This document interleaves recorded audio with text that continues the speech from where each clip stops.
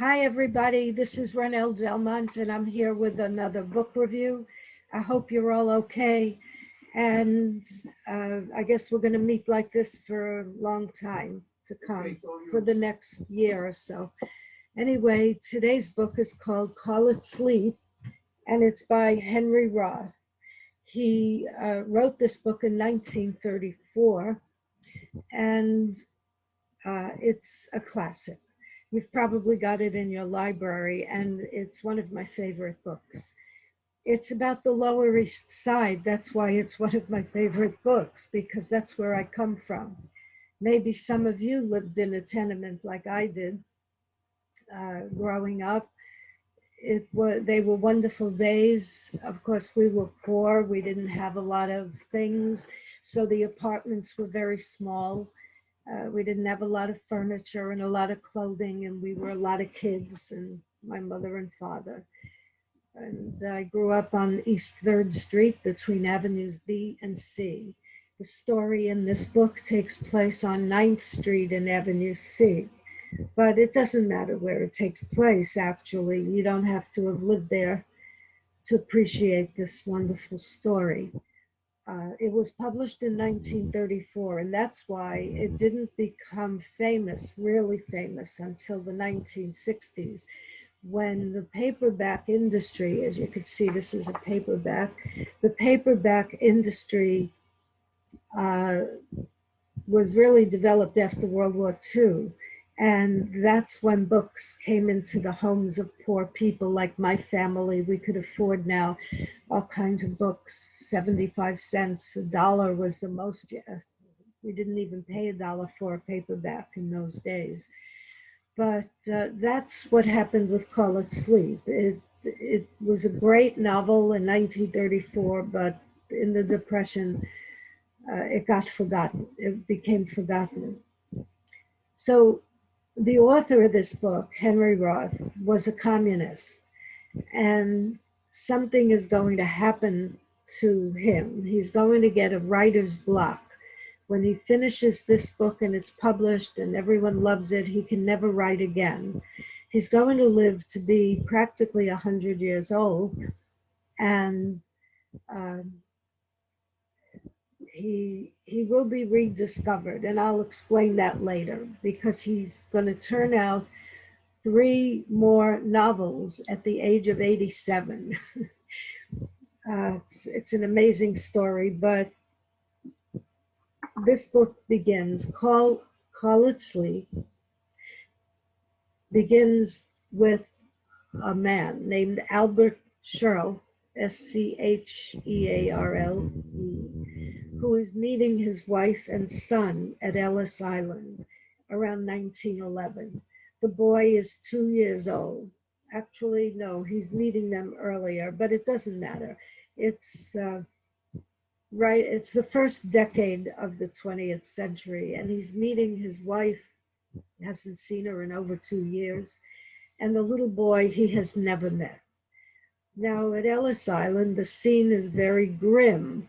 Albert is not a nice person, we're going to find out. He doesn't get along with anybody, but when he meets his wife, he should be happy and joyful.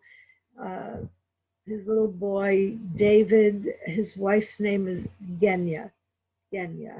And it isn't a happy reunion at Ellis Island, where all the people are hugging and kissing and dancing for joy, uh, finally coming to the new world. That trip back then was at least a week and a half, 2 weeks at least, to come over the Atlantic Ocean by boat. And something is wrong. So if it's wrong on the first page, you're going to have to read 450 pages to find out what is Albert's problem. Why is he not happy to see his wife and son? We don't know. He's just crazy.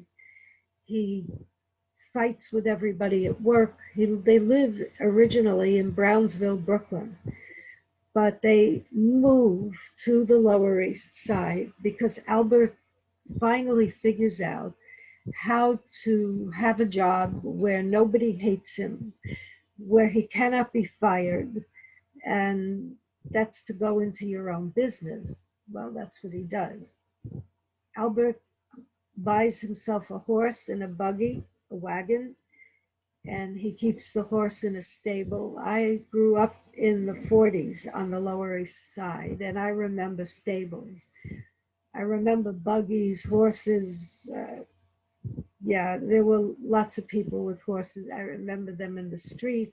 I even remember push carts, but they're going to be gone because Fiorello LaGuardia and the health department said that they they were not health. What's the word? They were not sanitary, so they did away with the push cart.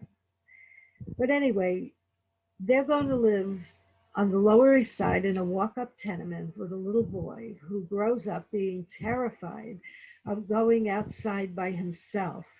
Now, maybe some of you remember that when you were young, you played on the sidewalk. If you grew up in a city, your parents might have let you go out. All the parents did. The kids were on the street playing hopscotch and jumping rope. Uh, but David is terrified. His mother keeps sending him out of the apartment. Why? Well, because Albert has bought himself a horse and he's delivering milk. When you deliver milk in the dark of night. Everybody's asleep and you're pulling your wagon with your horse and putting glass bottles of milk in front of people's doors. These bottles of milk have a little cap with the cream on top. I don't know how many of you remember that. And that's what Albert does, but that means he has to sleep all night long. He has to sleep all day long. And if you're in the bed sleeping, a tenement apartment is a very tiny place, and anything that the child does wakes him up.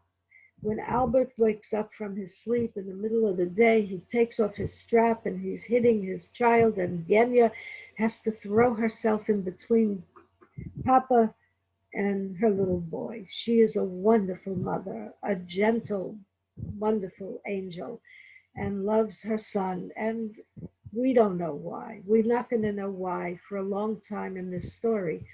But she actually loves her husband and cares for him, even though we think she's crazy. She is. Uh, so the little boy is playing on the street, but before he gets to the sidewalk, he's got to go down those steps, those dark steps. I was a child like that in my tenement, and it's funny because I went back to look at the building and actually look at the apartment, and I was laughing about how small that staircase is, so small. But when I was a child, it was like a grand opera staircase. In this novel, David is terrified of the stairs because it's not lit up in the hallway. He has to walk down the stairs in the dark, just like I did as a child. And you remember it that way, but when you look at it later as a grown-up, it's very funny. But David is afraid not only of the staircase, but the basement, because there are noises coming from the cellar. They used to put barrels of coal down there, and there were mice and noises coming from whatever's going on in the basement. So David is growing up terrified of everything around him, including his father, who's very, very mean and appears to hate the child for whatever reason we're not going to know until the end of the book. And it's this angelic mother who keeps a beautiful house. She keeps it beautifully clean. And it's her that protects the child from the wrath of the father, Albert. So David is seeing this world through his eyes, which are very fearful. Now, something is going to happen now to break up all the seriousness. Genya's sister, Bertha, is coming to live with them. From where? Europe. She's taking that trip across the ocean. She's left the very large family behind in Europe. somewhere in the Pale of Settlement, which means the Tsarist Empire. And Aunt Bertha is now going to be living in this tiny apartment. And oh my goodness, Aunt, Albert Sherrill and his sister-in-law, they shouldn't even be on the same block with each other, much less the same apartment. They have terrible fights every night at the dinner table. Aunt Bertha loves America. She's so happy that she came. Everything in America is beautiful. She can dress like a duchess. For 50 cents, she can buy herself bloomers. Bloomers? Do you remember bloomers? Well, I do because I had an antique shop and I used to sell antique clothing. Bloomers are those white frilly things that ladies wore under their garments. And they were split in half. They were open so that you didn't have to undress yourself to go to the ladies. Aunt Bertha at the dinner table holds up her bloomers that she just bought somewhere in the neighborhood for 50 cents. Look at this. Why would I ever go back to Europe? Look at the way you can dress in America. And Albert's going crazy. He grabs one end of the bloomers and he rips them in half, and she's crying her eyes out and sobbing.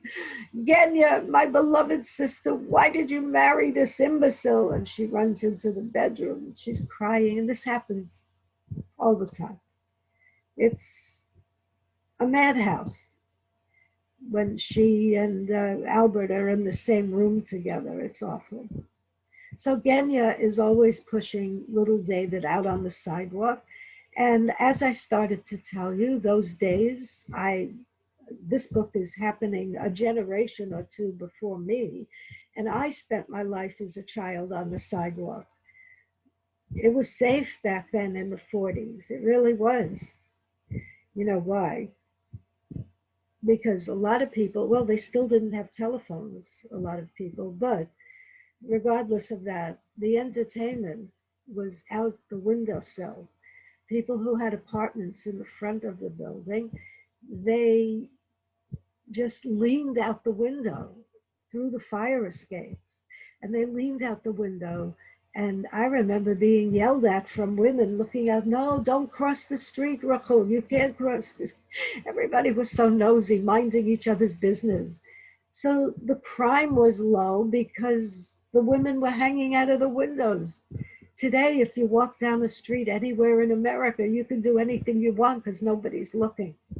It's really sad. But this was a ghetto. It was. It was like a shtetl in Europe where everybody knew each other. Not everyone was Jewish. There were many, many kinds of people, all different groups of people living there then, but large numbers of Jews, yes. And but it didn't matter. They watched you like a hawk. It was very hard to commit a crime. People were always looking, and there were millions of people on the street. These apartments were very, very small and not pleasant to stay home in. So the sidewalk, the stoop, people brought their chairs and sat in front of the building, or they sat on the staircase, and they hung out. So where was I? David loves his Aunt Bertha, and she loves him, and they're very funny together. But Aunt Bertha starts going to the dentist. She's got terrible toothache because she eats too much candy. She's a very big woman, quite heavy, bright red hair, and much, much younger than Genya, David's mother. They're sisters. There were 4 other sisters back in Europe, but Aunt Bertha left them all behind for America. And now we find out why she's been going to the dentist so much. Well, she's got a toothache all the time, but she's met a boy. He's not a boy. He's a widower. He's much older than her. He's got 2 daughters, Esther and Polly. His name is Nathan, and she met him in the dentist's office. How? Well, the dentist's wife is a shadchan. This is a Yiddish word that means a person who puts people together for the purpose of getting married. Matchmaker. Yeah, like in Fiddler on the Roof. Matchmaker, matchmaker, yeah, that's what a shadchan does.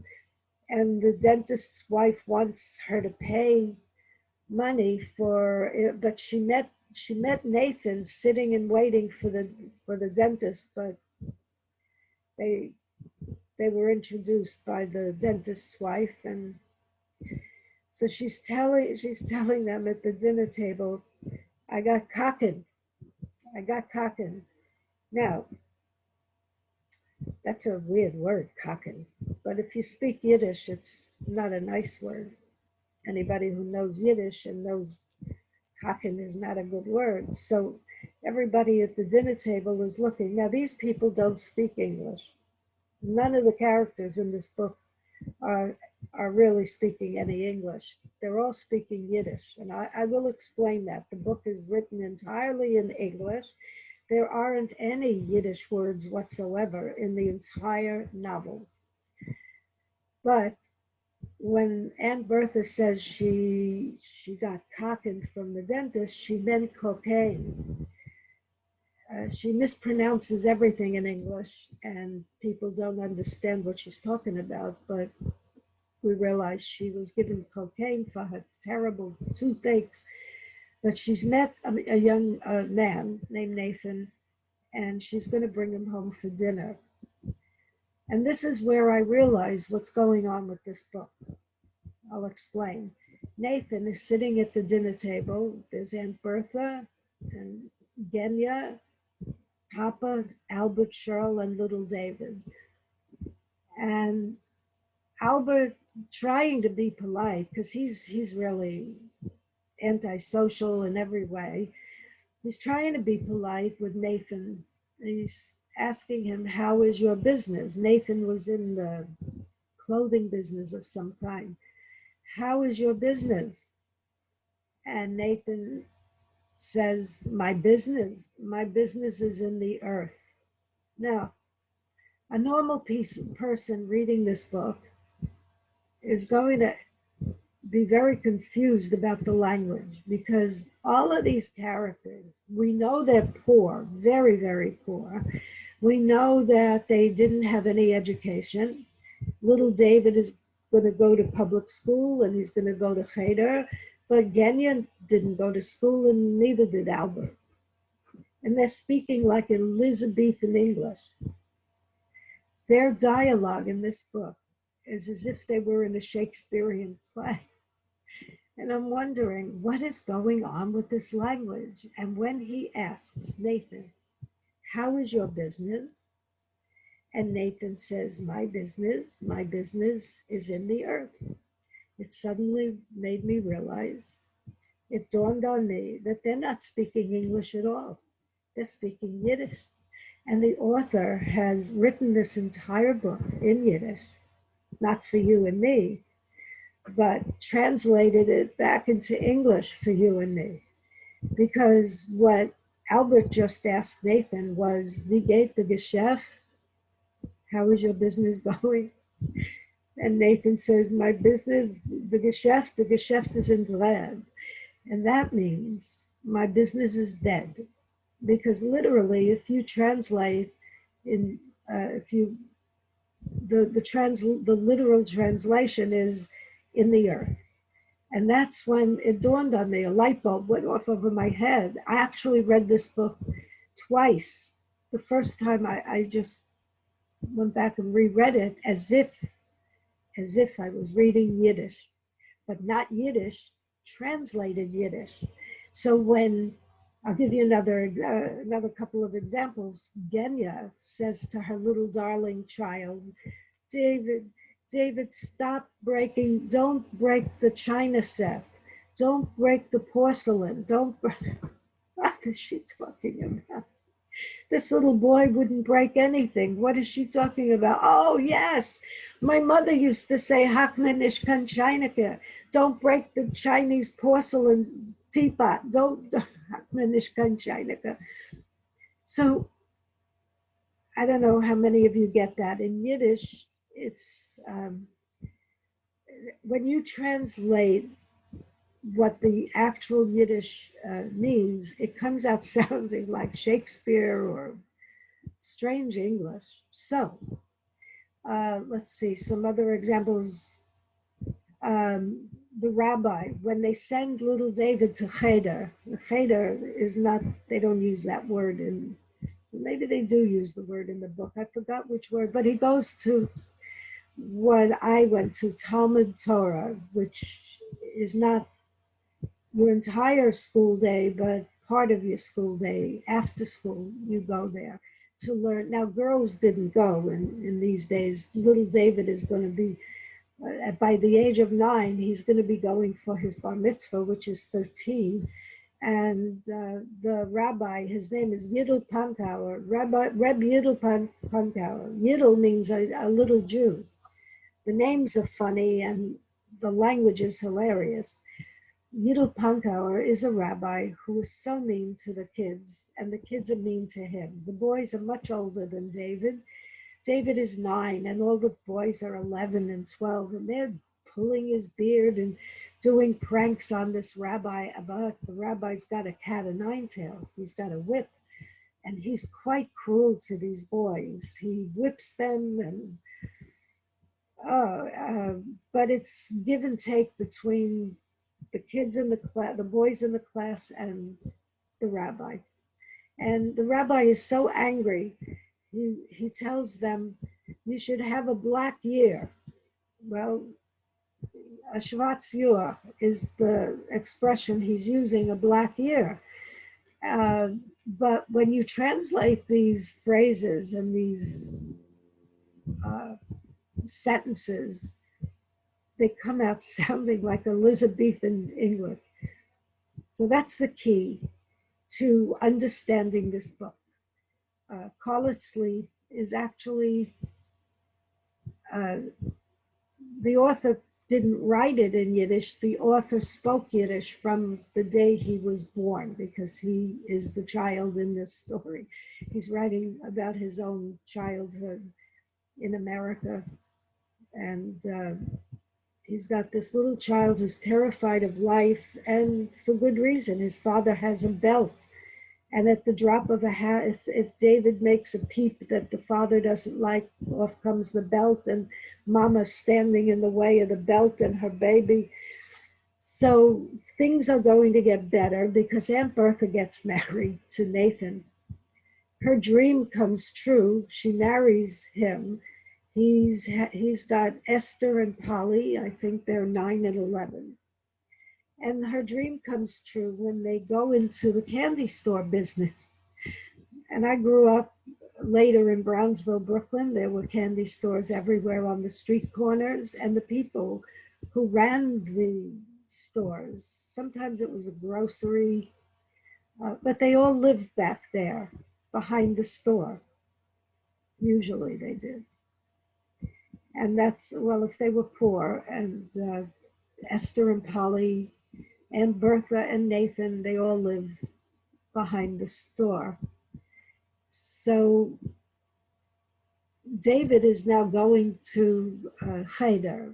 The word Cheder is a room in Hebrew, but in Yiddish, it's a room, but for studying the Torah.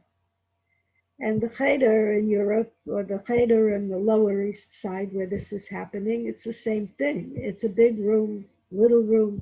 The boys are preparing for the Mishnah, the Gemara, the Torah. And back then, in this book too, in the years of my father, which would have been the years of this novel, the Torah, the Gemara, they were written, of course, in Aramaic and ancient Hebrew. But the translation for it was not from the Hebrew Aramaic into English so the boys could understand. No, these boys, these children back then spoke Yiddish fluently because they had to be translators for their parents and the English speaking world around their parents. So everything, Yidel Pankauer is translating from the Hebrew to Yiddish for these children who don't want to know anything. They don't care what's in the Mishnah, Gemara, and the Torah. They just want to fool around and pull his beard and put thumbtacks on his chair and do weird pranks to the rabbi. And the rabbi gets even with them. He's got that cat o' nine-tailed whip. My father used to tell us how he was whipped by the rabbi so many times for doing the same stuff that's in this book. I think my father could have written this part of the novel. But the thing is that David loves being there. He's younger than all the other rowdy kids, and he loves listening to the rabbi, and he's serious about studying the Torah. The rabbi loves him. The rabbi thinks, this is my chance. Reb Yidel Pankauer is so thrilled that he's got a child. It's according to what I remember my father explaining, it must have been quite rare for any kid back then to sit quietly and listen and take it all in and pay attention, because most of those children just wanted to be outside running around in the gutter, playing. They didn't want to be in the cheder. And David loves being there. He's enthralled with the book of Isaiah and the God sitting on his throne with a long beard and the angels coming and singing the glory. Oh, he loves it, every second of it. And Reb Yidel Pankauer loves the fact that David loves it. This is his chance. What am I in America for? I'm a scholar. Why did I come here? To have classrooms full of these brats? And I'll have this boy. I'm going to raise him as a scholar. I will teach him everything I know. There's only one problem. David, one day, alone with the rabbi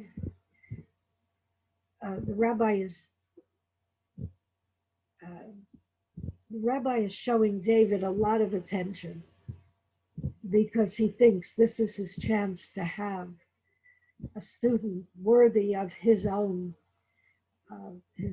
knowledge and his own intelligence. He wasted his time for years with these rowdy boys, and they're alone together in the cheder when David starts telling the rabbi that his mother, well, the rabbi is asking him about his family, because the rabbi is curious about what kind of family does this lovely boy come from. This is unusual. Why is he so nice and the other kids aren't?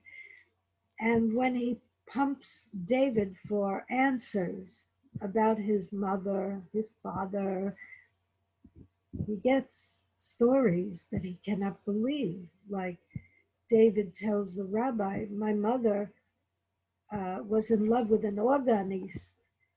And who is your father? An organist. My father is an organist. Now, that word means organist. But if you were a religious Jew living in the Pale of Settlement, in a shtetl, and you talked about an organist, you were talking about somebody who is not Jewish. There was no Jew who played an organ back in Europe. The people who played organs were church-going people who were Russian Orthodox. And the rabbi is now getting very confused. What is this child talking about? His father is an organist? Well, that would mean, that would mean that David isn't Jewish. He can't be Jewish if his father plays an organ, because that only means church. There were no organs in the synagogue, in the, what did they call them? But anyway, there were no organs in the synagogue. Well, not in the poor ones. I've been in synagogues in Paris where they did have an organ. I'm sure there are many synagogues when they're built grand and wealthy communities, but no, not in the shtetls.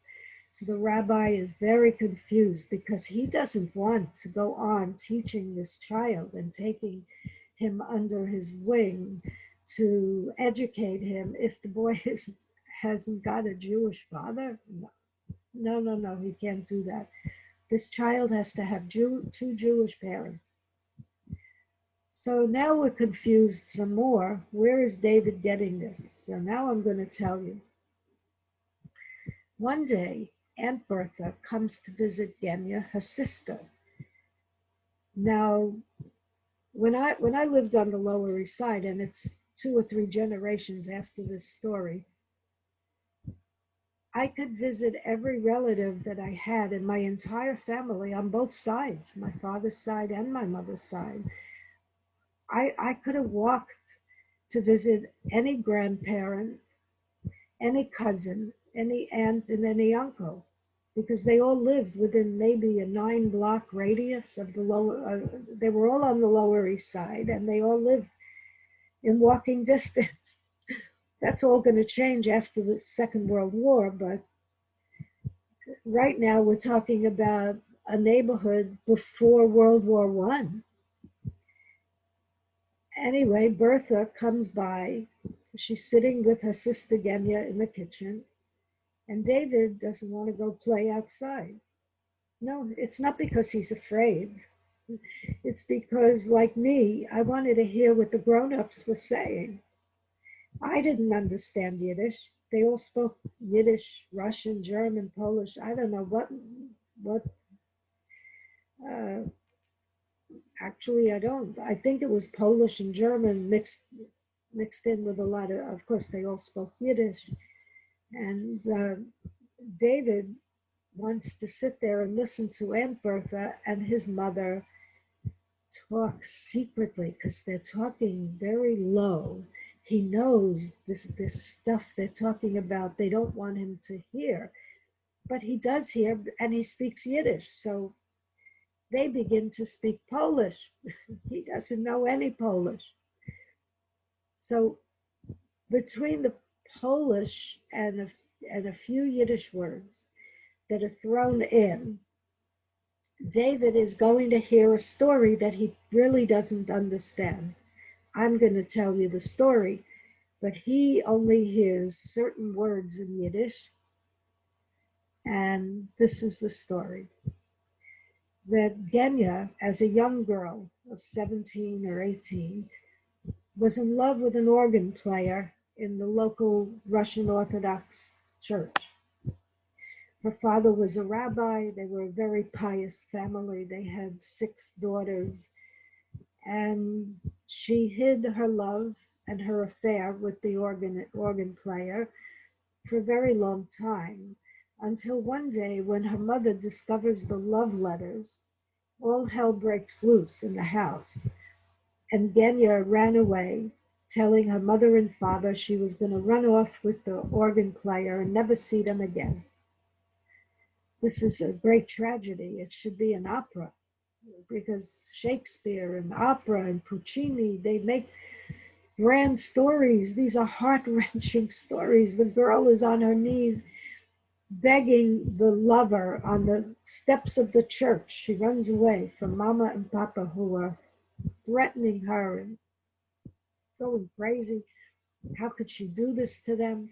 Doesn't she know that the other children are never going to get married because of this scandal? Who is going to want to marry the rest of our children? They have 7 other children. Nobody's going to marry them if they find out that one of their daughters is having an affair with a Christian man. So she runs away, and there she is on the steps of the church. The boyfriend, the organ player, is coming out. Genya is on her knees. The hiccups. Genya is on her knees, asking her boyfriend, I forget his name, please, darling, let's run away together, please. I gave up my mother, my father. I will give everything up. I will give up my religion for you. Let us get married now. There's no reason to hide our love now. And we will go off and we will be happy, even though I'm giving up everything for you. Oh, such a heartbreaking moment. And he looks down at Genya. Oh, I'm so sorry, Genya, but I didn't tell you. I'm engaged to a nice Christian woman, and that doesn't mean that you and I cannot still be friends.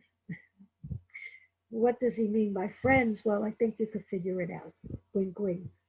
I'll get married to the Christian lady that I've been engaged to for a long time, and you and I can do wanky panky, whatever, hanky panky on the side.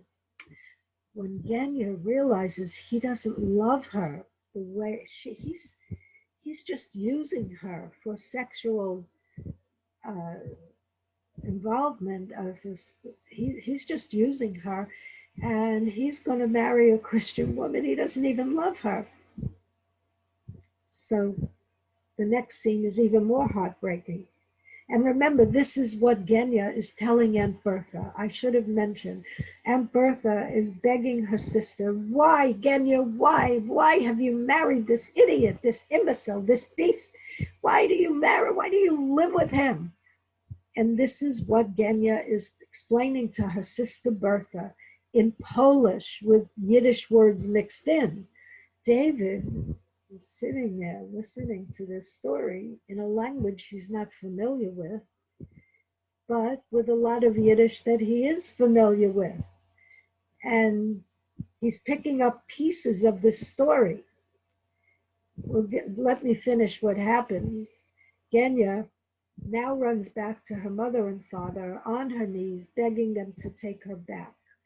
I will I will not be a wayward girl anymore. I promise I will repent. Father, please forgive me, please. On her hands, on her knees, she's begging them. This poor woman, she's begging all her life for people to love her, and they take her back. Yeah, they do, but not really. This is a very common problem when groups of people live in shtetls, in ghettos. It doesn't matter if they're Jewish or not. When people live together in small groups, they have to worry about reputation more than if they live in a big city. In a big city, you could do what you want. Nobody knows your business, and who cares? But not in a rural or small town. And especially for Jews who marry each other by reputation. And if any of your children live a style if there's ever a scandal attached to any one of your children, that is a reason that your other children are not going to find good matches. No good, upstanding person from a good family is ever going to want to be part of your family. If your daughter went off with an organist, or even touched an organist, or even knew an organist, no, no, no. So there's only one thing they can do to save the other children from being unmarried their whole lives. They take her back, but then they find a match, a shidduch. They get her married right away.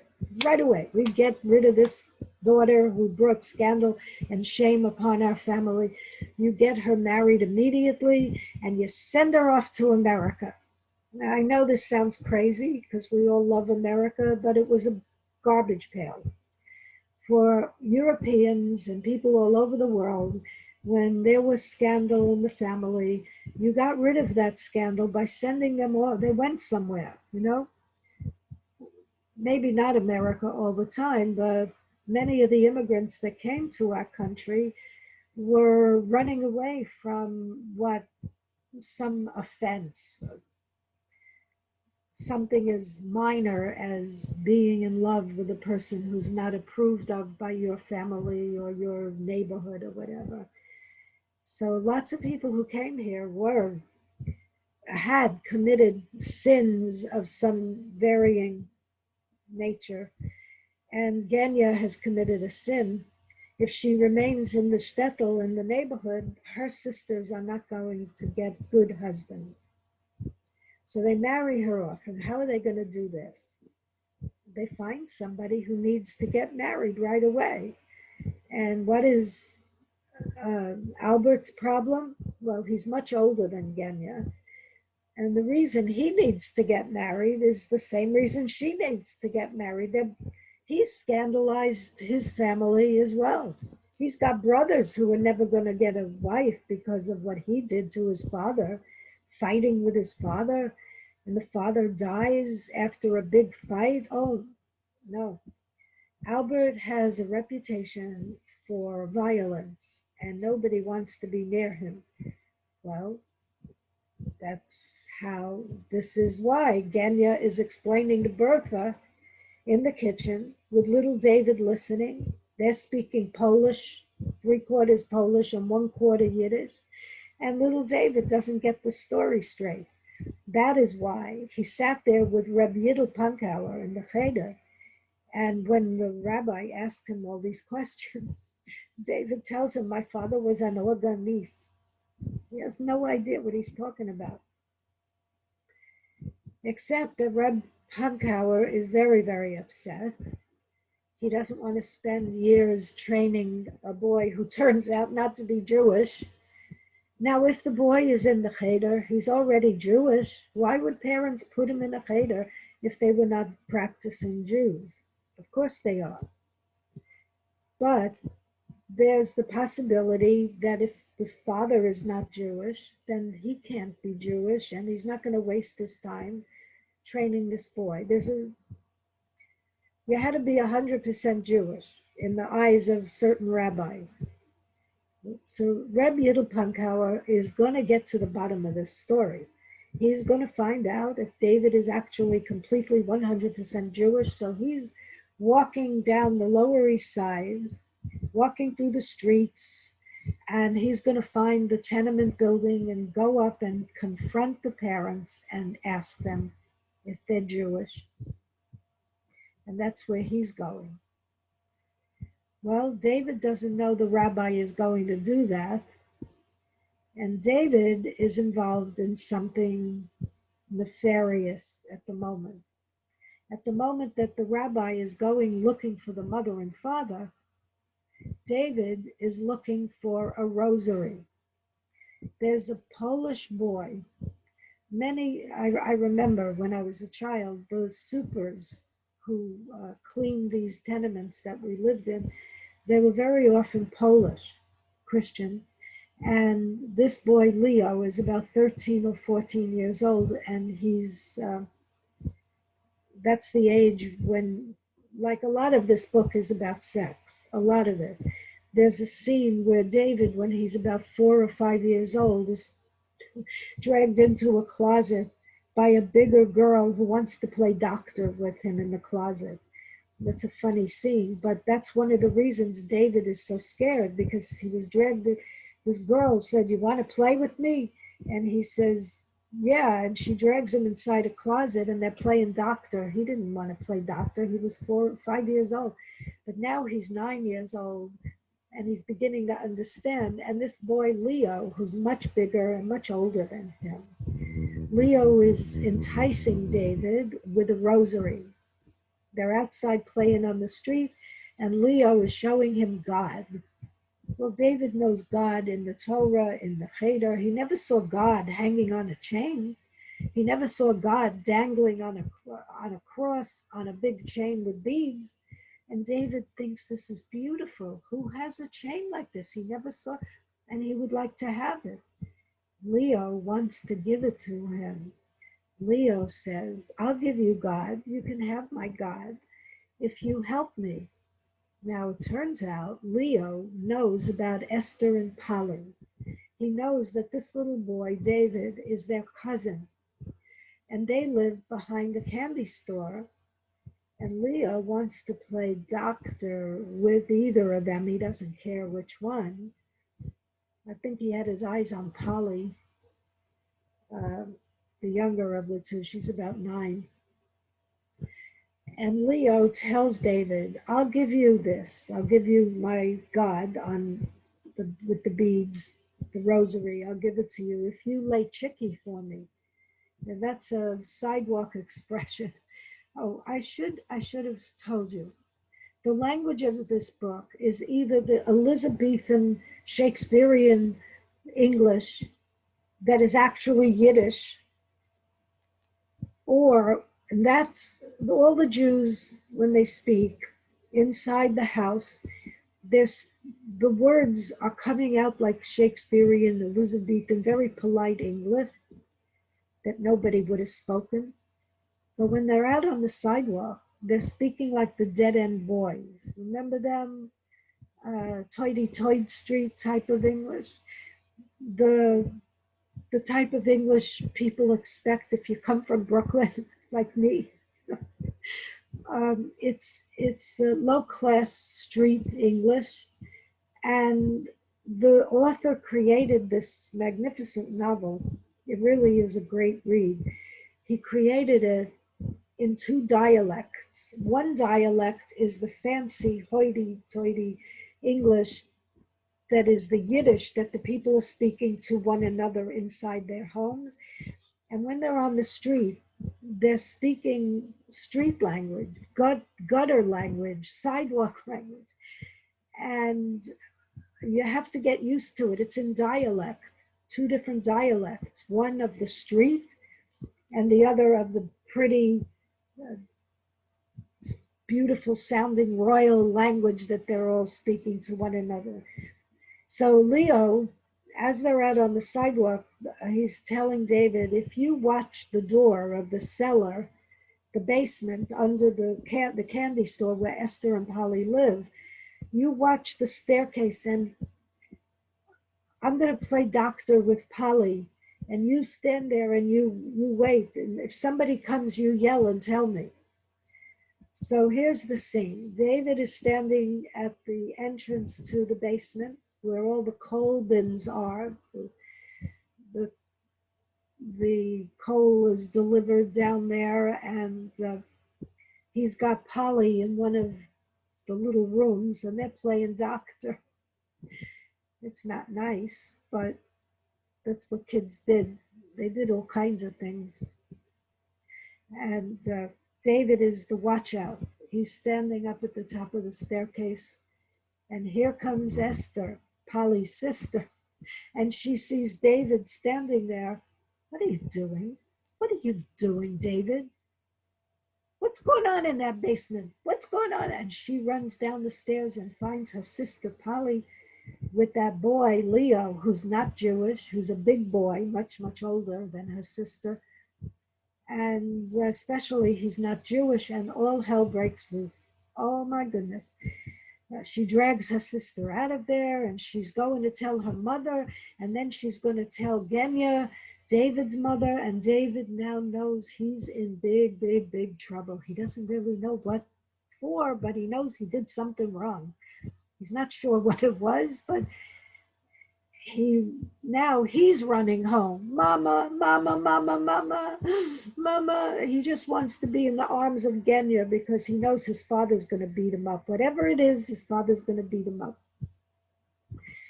And so here is the scene. Pankauer, the rabbi, is running toward the house. David is now running toward his house. And Bertha and Nathan are running toward the house, the tenement building where Genya and Albert live, in a walk-up, I think the 5th floor. And they're all running toward that apartment. Why is Nathan and Bertha going? Why are they going there? Well, they need money to pay some bill. I forgot the reason, but Nathan needs a loan, and Albert's got every dime he ever earned delivering milk with the horse. He beats up his horse. He's such an awful, I want to say mieskite. He's a mieskite, but he's also a verbissiner. These are two words that mean ugly and hateful. And that's what Albert is. He's a mean, hateful person, hasn't got a kind bone in his body, and he's married to an angelic woman who never complains. Her sister is begging her, why did you marry him? Why? And now we know the secret. Because Genya committed a terrible sin back in Europe. In order to save the future of their other daughters, including Aunt Bertha, they sent her off to America. Well, they didn't send her off to America. They sent her off to a marriage with a Meshuggah. He went off to America, and now she's there. So everybody's coming to this apartment, and when they all arrive, there's like chaos. There's Bertha and Nathan politely asking Genya and Albert for a loan for their candy store. And then you have Reb Yiddle Punkauer huffing and puffing up the stairs. He wants to know who the father of this boy is. Who is your son's father? Is he an organist? Is he Jewish? And as this is all going on, David runs in to the apartment. He's running ahead of Polly and Esther. They're going to tell everybody what he was doing on the top of the stairs. He doesn't know why that was a sin, but it was. And his father looks at him now. In front of everybody, Albert takes his belt off and begins to beat David in front of everybody. The rabbi is shocked. Nathan and Bertha, they're shocked, they're horrified. Genya throws herself as usual in between the strap and her child. No, what are you doing, you crazy person? Stop it, stop it. And as this is happening, David loses the rosary that he got for his deed from Leo. The rosary, which was in his pocket, fell out on the floor as his father was trying to beat him. And all of a sudden, all these horrified people in the room, they stop. And there's a rosary with a crucifix and Jesus on the crucifix, and it's lying on the linoleum in front of them. And they can't believe it. And Albert looks at his wife and he says, you see, I knew it. I knew it. This is not my son. You were fooling around with the organist. He's not my son. This is not my son. He's the organ player's child. I know what you were doing back there in Europe. You can't fool me. Now we know. And now Genya knows. And Aunt Bertha knows. And we all know why Albert hates this child so much. He was in America for 2 years, never seeing the child that his wife gave birth to. When he left Europe, he didn't even know she was pregnant. So all of this time in America, he believed that his wife was having the baby of the lover that she left back home, that the lover that she broke up with, that she went back with him, and this is their baby, not his. And when the crucifix falls out on the floor, that's the sign from God that, and again, remember the language I was telling you about. At that moment, this is the end of the book. At that moment, when everybody sees the crucifix on the floor, Albert turns to Genya and he says, you see, he's not my prayer. He's not my prayer. I told you, you're not my prayer. What is he talking about? What's with this Elizabethan English again? This what prayer? Well, if you know Yiddish and the ways of the Jewish culture, the boy, the son, is the Kaddish. He is the man, the offspring. When the papa dies, it's the son who says Kaddish, the prayer for the dead. And that is an expression in the Yiddish culture to call your child your Kaddish. He's my Kaddish because he's going to say the prayer for the dead after I'm gone. And this is how you figure out, that's basically how I figured out. We're not reading an English book here. We're reading a Yiddish book transposed into English. He's not my prayer. I told you. I knew it. You were fooling around with the organist. And Reb Yiddle Punkauer, he's standing there. He doesn't know what's going on with these Meshuggahs, these crazy people. And he runs out. And, Genya starts screaming at Albert for the first time in the entire story. She loses her temper. She's always so nice to him, even though he's been cruel to her. And she yells at him, what are you, crazy? What are you, crazy? This is your child, Albert. This is your child. And Albert somehow, he realizes he's wrong. Of course, Bertha and Nathan are skedaddling out of the apartment. Red Punkau is running out. Everybody's running out. But David gets himself off the linoleum. He picks up his father's ladle from the milk cans and he runs out. David doesn't know what's happening. The world is coming apart and he's going to go to the trolley tracks. A long time ago, when he was much younger, some boys, older boys, fooled around with him and they told him to put these metal pieces in between the trolley tracks on the floor, on the pavement. You know what a trolley is. I don't have to, I'm sure you heard of a trolley. There were train tracks along the pavement in the gutter, and then there was electricity on top. And maybe we should bring that back. That's electric. It should be better than fossil fuel. Well, anyway, David is running toward the tracks again because he remembered from years ago those big boys made fun of him when they got him to drop little pieces of metal in between the trolley tracks. What happened when you put metal in between the tracks? It's electricity. So sparks come up. You're making sparks and electrical noises and fire. And David's got the milk can ladle because in those days, the milkman put the ladle in the milk can, filled up your bottle, and put your bottle in front of your door, your bottle of milk. And he needed to do that with a special ladle. David takes the ladle and he's running and running and running. And this is the finale of the novel. He's running toward the trolley tracks, which are many, many blocks away. And as he's racing toward wherever he's going, he doesn't know. He doesn't know what he did wrong. He's a terrified little boy of 9. All the voices from every tenement, Czechoslovakian, Polish, German, Hungarian, Romanian, Italian, Spanish, every kind of language in the world is being spoken in these tenements. All the people who live there, all the people in the brothels, all the people in the bars, all the people in the restaurants, suddenly this entire ending are the voices coming together like it's not very harmonious. It's sort of like an opera, an octet where 8 people are singing at the same time. It's an amazing piece of literature.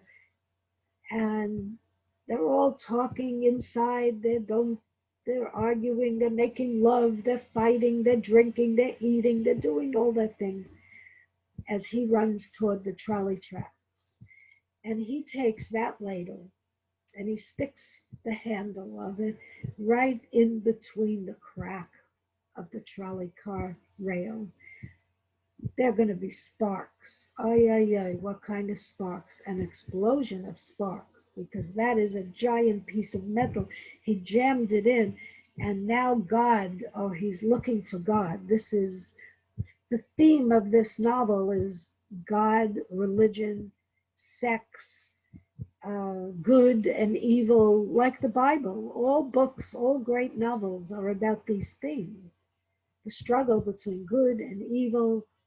And little David is so confused. He sticks the ladle, the shock, the kaboom, kaboom, such a big explosion. Everybody, all those voices that we heard a couple of pages ago, now they all stop.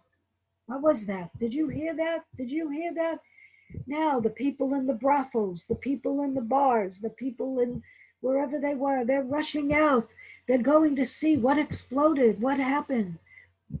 And when they get there, many, many blocks away, because this is a big explosion, there's a boy lying on the floor next to the train tracks with a ladle on the floor, and he's not moving. And we think he's dead. They think he's dead too.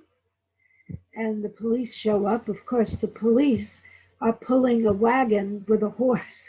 The police car, the paddy wagon, is a horse-drawn. Everything was horse-drawn. I remember horses in the streets of the Lower East Side back in the 40s, and this is happening around 1911, 1912. So David is lying motionless, and everyone thinks he might be dead. And now the voices rise up from hundreds of people standing around the crowd. Today, if something like this happened, there'd be nobody. They'd walk right by and not pay attention. But it was a different time, different people, different neighborhood. And everybody's whispering, "Oh, the poor boy. Oh, bring the doctor, bring the doctor." And the doctor finally comes. And he says to the people, go home already, go home. He's going to be okay. He's just knocked out. That's okay. But they don't leave. They want to see what's going to be with this boy.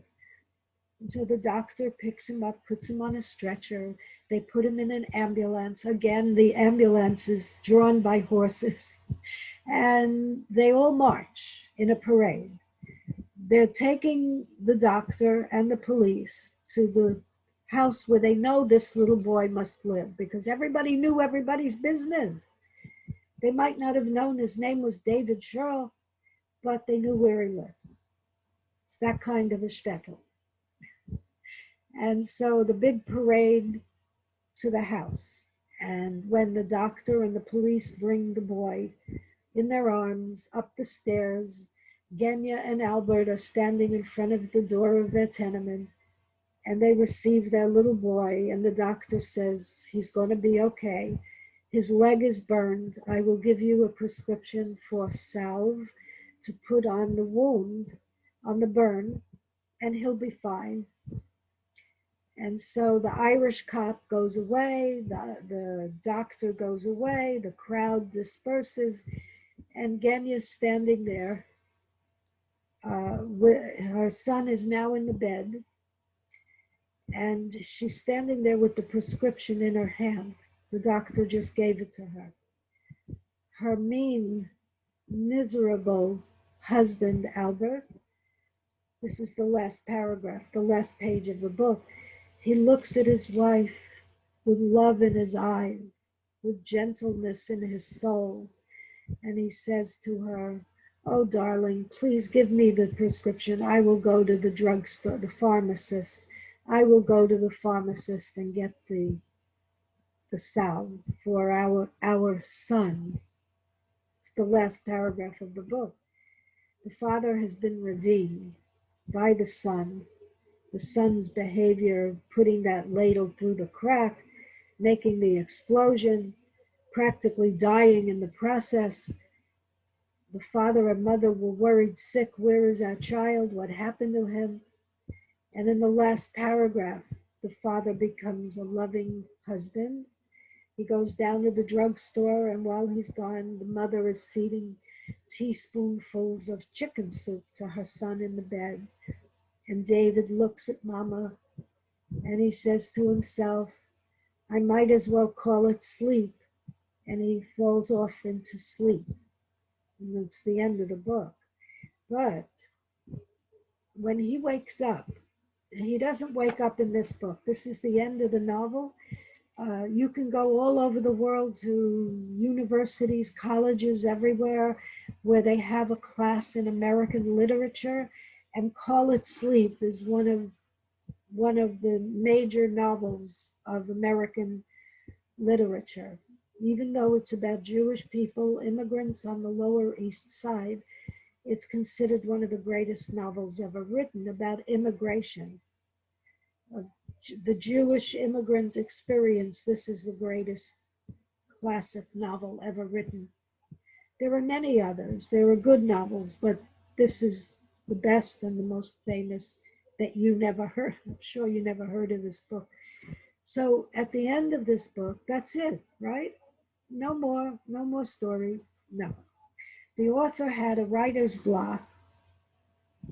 He blames it on his communist beliefs, that communism stifled his artist ability, that because he was ideologically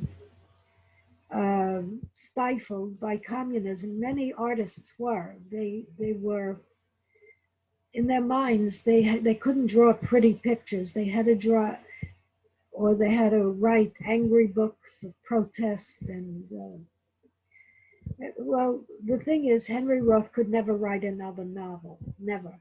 He supported himself by becoming a teacher and raising chickens and doing all kinds of things, even though he was an accomplished author with the publication of this book. But he spent his entire life with a wonderful wife who was also a communist. Her name was Marion Parker, and she gave up a career in concert artistry. She was a concert pianist. And the two of them went off to live in the boondocks of Maine in a forest and raised chickens, and they lived a terribly hard life. And he never wrote again, never, until he was 89 years old. So what happened is, after his wife died, and by this time they're living in Arizona, thank goodness, because he suffered from debilitating arthritis. He was paralyzed from his arthritis. And Arizona was very helpful, of course. The climate is much better. But his wife passes away, and he lives in a trailer all by himself. And at the age of something like 80, he taught himself, this is around 19, forget when it was, but the computer was coming into fashion, and people were learning to type on a computer instead of a typewriter. And with his debilitating arthritic fingers and his terrible pain, he taught himself to write on a computer. And he wrote 3 novels. Mercy of a Rude Stream, yeah. They were not published until he was almost 90 years old. Mercy of a Rude Stream, published in the early 90s when he was 86 or so. Then the second book he published, Requiem for Harlem.